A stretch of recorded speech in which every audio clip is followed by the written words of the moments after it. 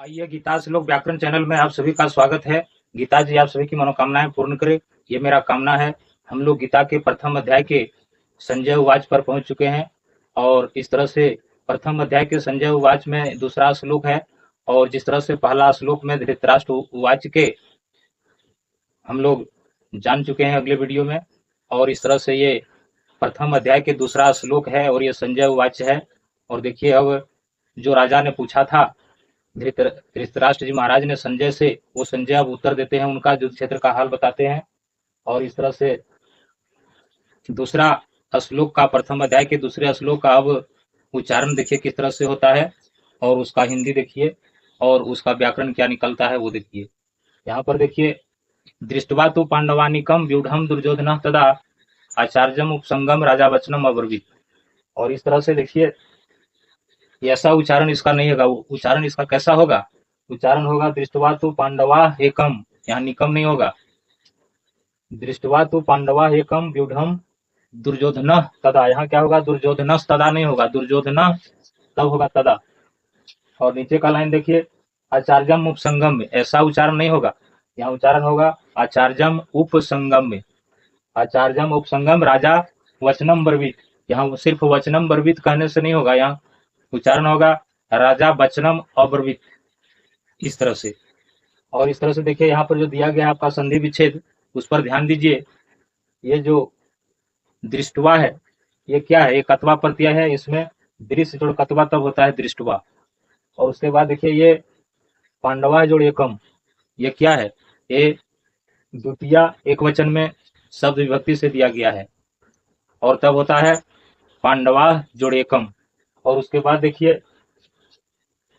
व्यूढ़म, ये भी द्वितीया एक वचन में दिया गया है। उसके बाद देखिए दुर्योधन का संधि विच्छेद क्या होता है।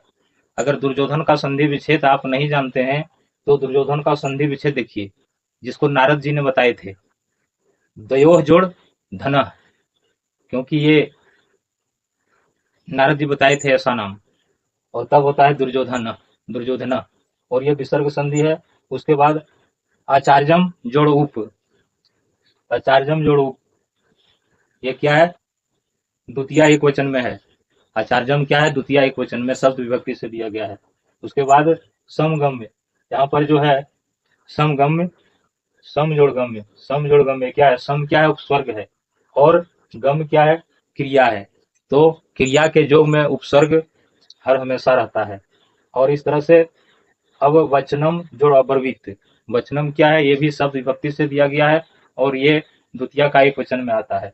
और अब है अब्रवीत, जो परस्मैपदी शब्द है और ये प्रथम पुरुष एक वचन लंग लकार में आता है।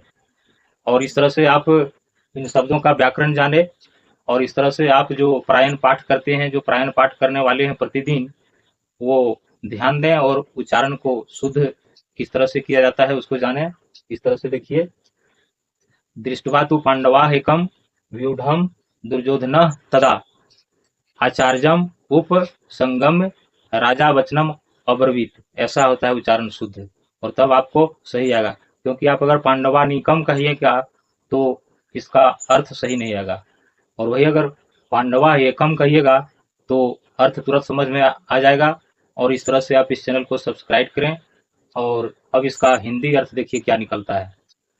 अब जिस तरह से धृतराष्ट्र जी महाराज ने प्रथम श्लोक में पूछे थे कि धर्म क्षेत्र कुरुक्षेत्र समवेता युत्सवा मामका पांडवा चैव किम अकुर्वत संजय, कि उस युद्ध क्षेत्र में हमारे और पांडु के पुत्र जो जमा हुए हैं वे लोगों ने क्या किया।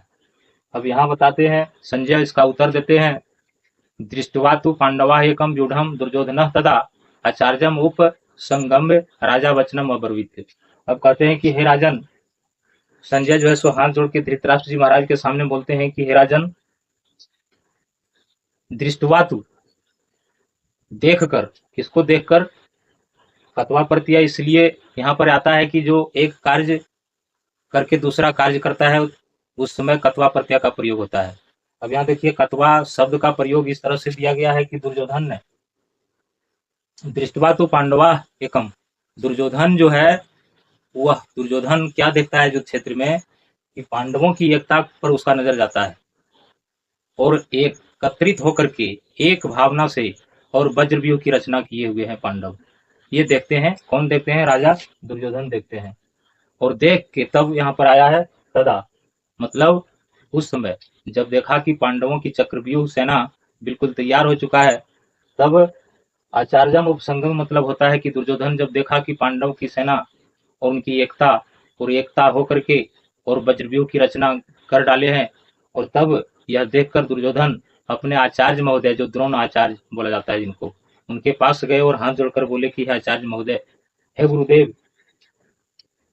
राजा वचनम्रवित ऐसा मीठा वचन बोले और वे आगे क्या बोलना चाहते हैं, इस तरह से आप तीसरे नंबर के श्लोक में आप इस चीज को जान पाएंगे।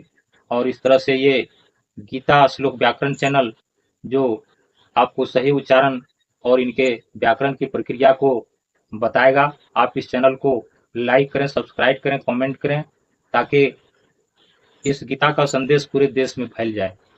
और यह संदेश को जो लेकर चलेगा, उनके इच्छाएं पूर्ण होंगे। और इस तरह से ये श्रीमद् भगवत गीता के गुढ़ श्लोक की जानकारी आप तक पहुंचे, ये मेरा उद्देश्य है। और इस तरह से अब आगे तीसरा श्लोक में फिर संजय बताएंगे, क्योंकि यहाँ तो बताए कि पांडवों की जो सेना है वो आपस में एकता के भावना से एक होकर के और वज्रव्यूह की रचना कर डाले हैं। और उसको देख करके दुर्योधन अपने आचार्य द्रोणाचार्य जी महाराज के पास गए और मधुर शब्द में ऐसा वचन बोले। और क्या बोले ये आप तीसरे श्लोक में जानेंगे, प्रथम अध्याय के तीसरे श्लोक में। और इस तरह से आप इस चैनल को आगे बढ़ावें, लाइक करें, कमेंट करें। जय गीता जी, जय गोविंद, राधे राधे।